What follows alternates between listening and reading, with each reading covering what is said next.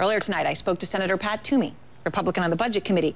He was also a member of the Super Committee, and I asked him if delaying the automatic cuts would make sense.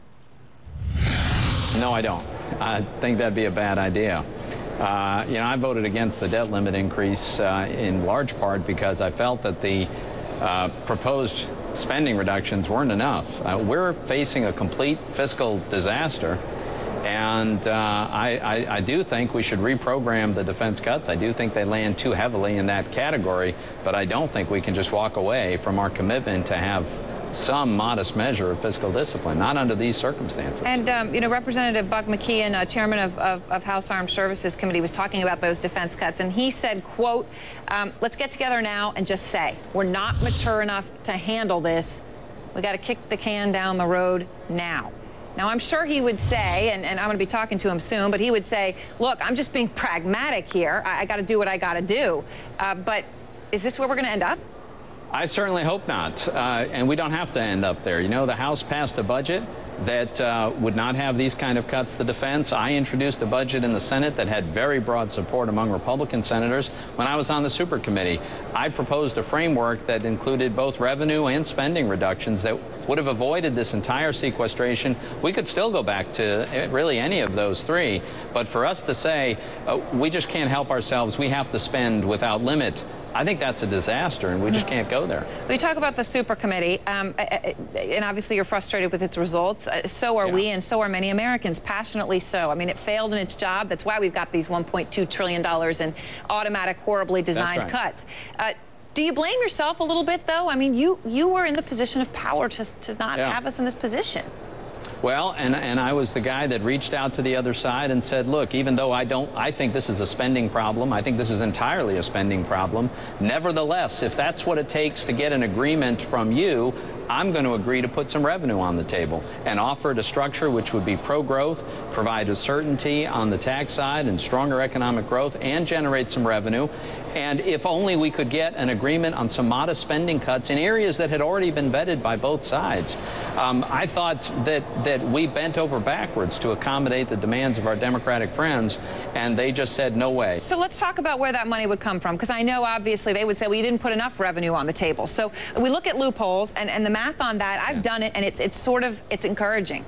You got $1.1 trillion in loopholes for fiscal year 2014. Our tax revenue is only $2.5 trillion a year. So that means if you close loopholes, you get a lot more money. Look, the proposal I put on the table would have allowed us to take some of the, to reduce the value of deductions and write-offs and loopholes, use much of that to lower marginal rates so that we'd have strong economic growth, but use some of it to reduce the size of our deficit.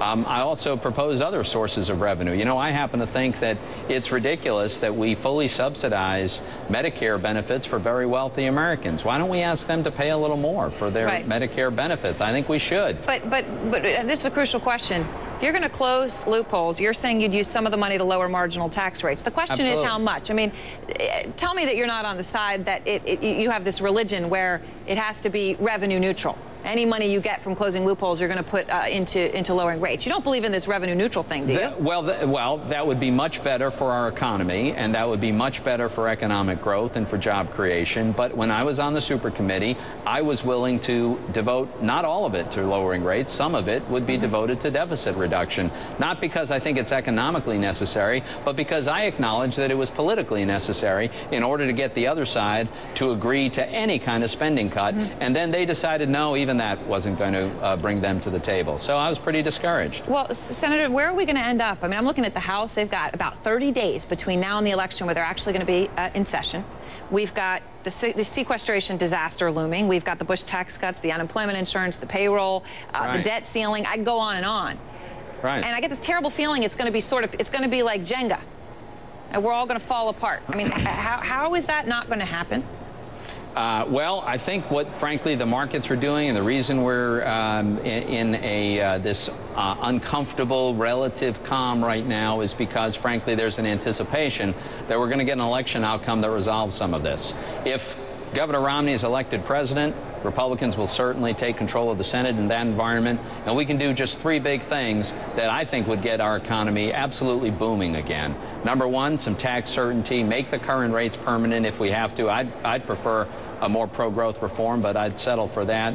Reform at least one of the big entitlement programs that's driving our long-term budget problems, and create a regulatory environment that's friendly for investment and business growth rather than hostile. We did those things, I think our economy would take off, and we'd find it a lot easier to solve the remaining challenges.